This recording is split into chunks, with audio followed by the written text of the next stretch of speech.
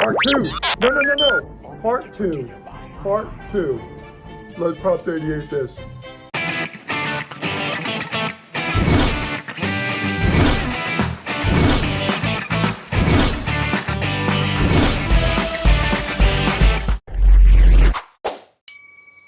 Welcome back, guys. Today we're going to do the acrylics of our retina scan panel here. So we have our diffusers, have a little hole in the back for the LED.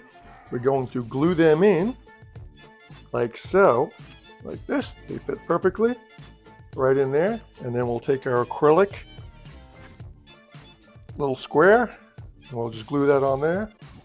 These are blue ones. We're going to have blue and white ones.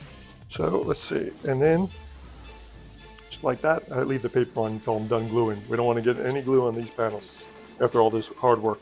So we'll glue that like that. So we got a whole 6 of them, 1, 2, 3, 4, 5, 6.